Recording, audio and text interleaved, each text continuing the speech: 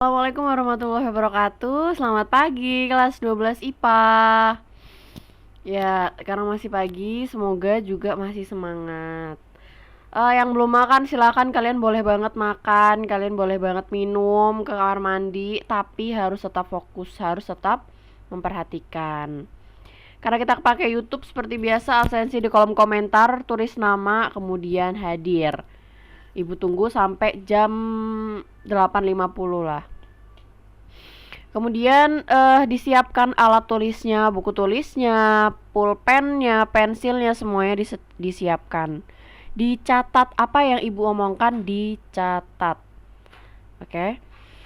Kemarin kita belajar tentang materi genetik atau substansi genetik, ya kan? Kemarin kita belajar tentang apa itu DNA, apa itu RNA, apa itu kromosom, ya kan? Nah, ini ibu mau mengulang lagi lah istilahnya, nge-review gitu materi yang sebelumnya kita pelajarin. Nah, di sini ibu gambar ada yang namanya DNA. Nih, kalian udah ngerti banget ya nggak sih, kemarin tuh udah belajar ini adalah DNA. Ya kan? DNA itu bentuknya double helix. Double helix. Udah double helix, kemudian dia terpilin juga. Bentuknya apa ya? Ya melengkung-melengkung lah. Itu namanya terpilin. Kemudian double helix, dia punya dua untayan. Untayan di atas sama di bawah. Oke. Kalau misalnya DNA ini di zoom, bentuknya kayak gini. Nih, kemarin kita udah belajar. Kalau DNA ini di zoom, bentuknya kayak gini. Ada yang namanya gula, ada yang namanya fosfat, ada yang namanya basa nitrogen. Jadi DNA itu terdiri dari tiga hal: basa nitrogen, gula, dan fosfat. Ntar bisa gambar gak ya? Oke. Nah, ini nih, ini basa nitrogen, ini gula, ini fosfat. Nah, satu kesatuan ini namanya adalah nukleosida.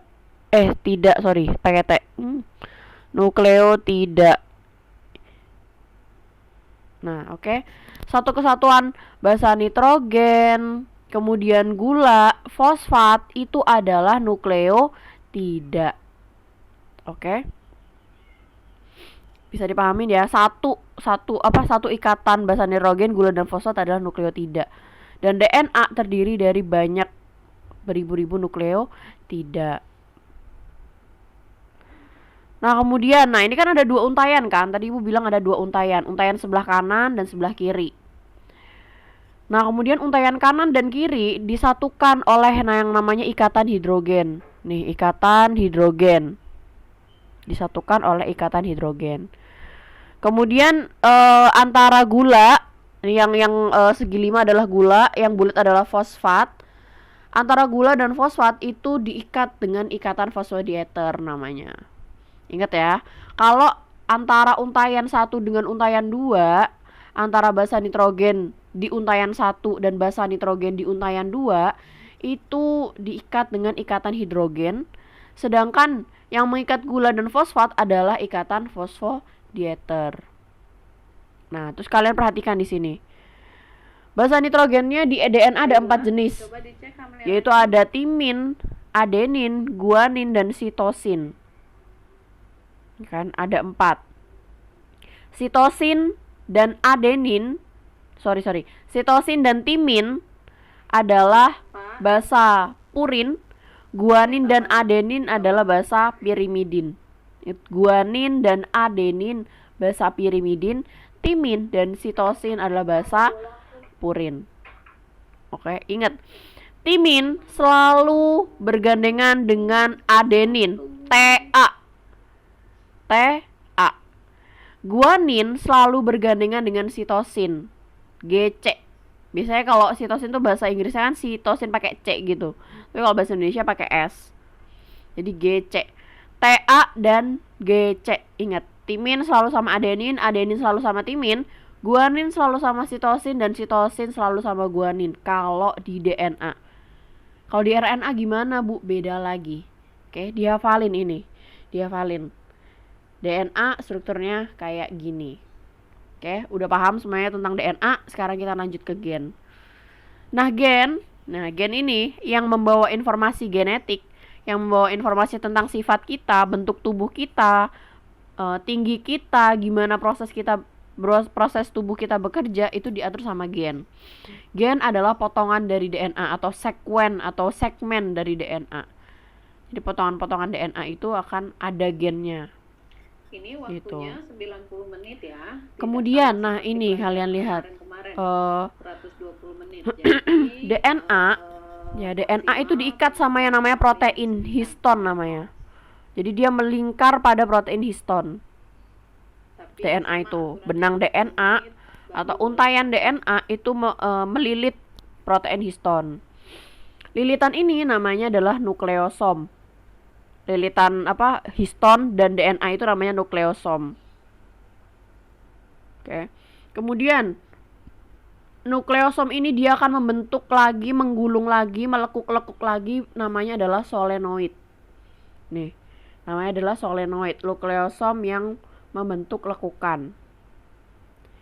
Nah, lalu solenoid ini dia melekuk-lekuk lagi, membentuk benang panjang. Nih, kayak gini. Membentuk kayak gini, namanya kromatin. Setelah itu, kromatin dia melekuk-lekuk lagi, dia memutar-mutar lagi, dia menjadi yang namanya kromosom. Ini kalian bisa lihat ya, ini lekukannya kayak gini, kemudian dia melekuk-lekuk lagi. Ini namanya kromosom.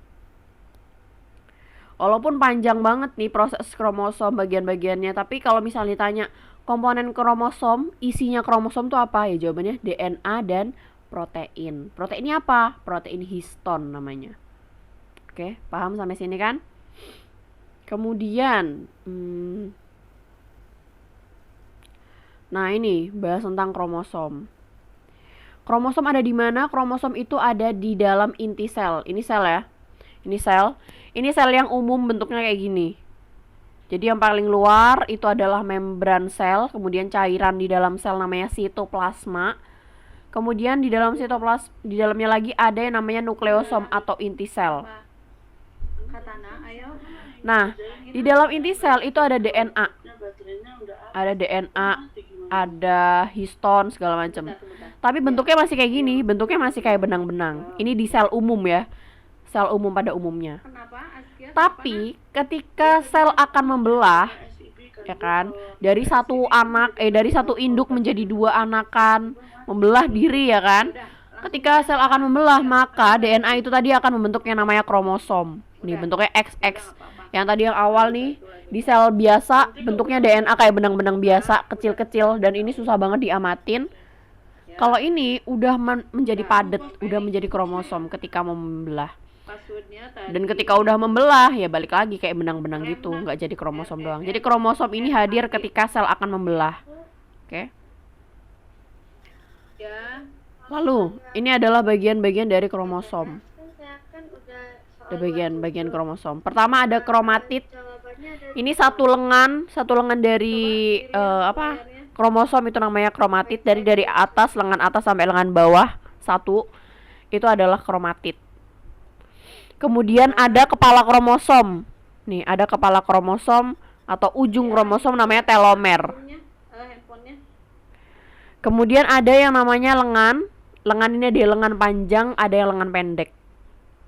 Lalu ada lekukan nih. Ini adalah lekukan di tengah-tengah. Ini adalah namanya sentromer.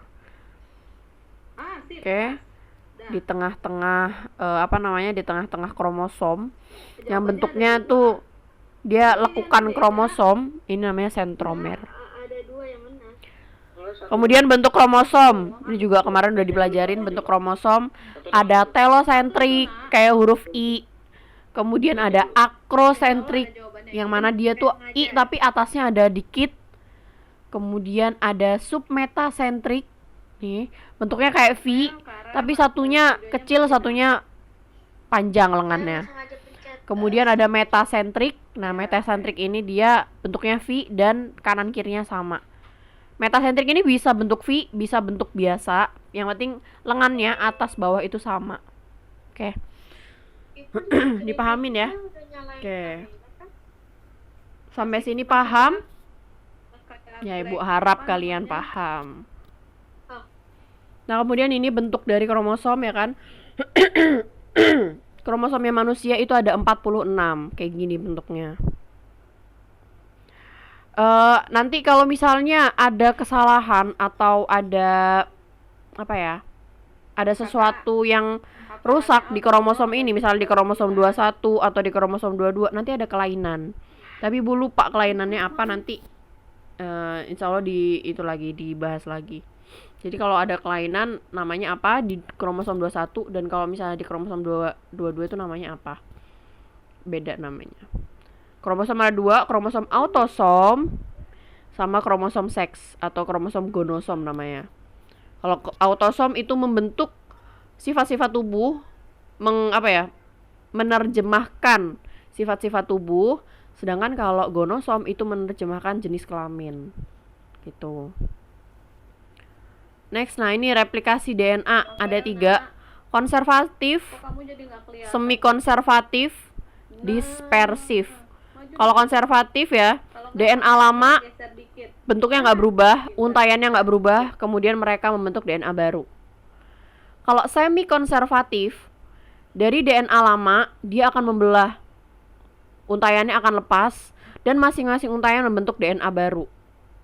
Kalau dispersif, DNA lama akan berpotong-potong, akan membentuk potongan-potongan, kemudian membentuk DNA baru di potongan-potongan itu. Gitu. Oke. Nah, ini adalah cara yang replikasi DNA yang semi konservatif. Ada enzim-enzim yang bekerja, yaitu helikase, polimerase, ligase. Ini dihafalkan, dicatat, dihafalkan. Ini apa aja, helikase buat apa, polimerase buat apa, ligase buat apa. Dan ketiga enzim ini emang dipakai banget untuk replikasi DNA. Nah, kita akan ada video tentang replikasi DNA. Ini kan DNA ya, dia double helix, terus teruntai. Kita buka untaiannya jadi lurus. Nih ada C adalah sitosin, A adenin, T timin, G guanin. AT sama GC.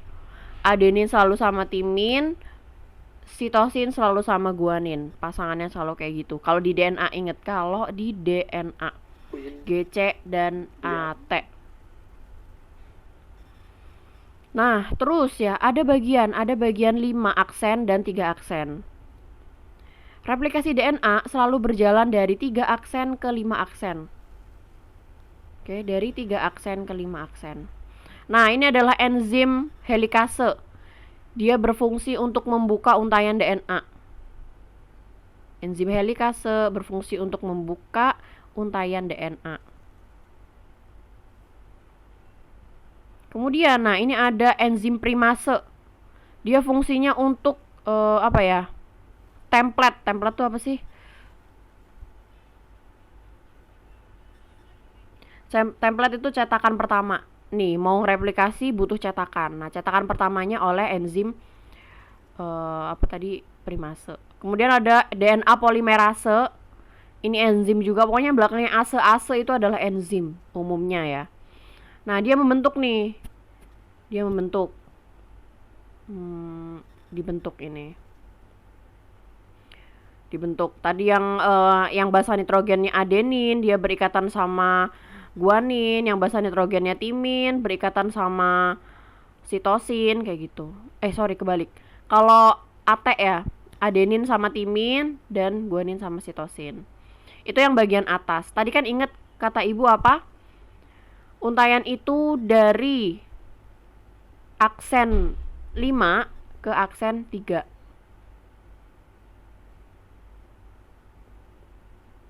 Ini template. Tadi kalau yang di atas bentuknya lurus ke kiri terus.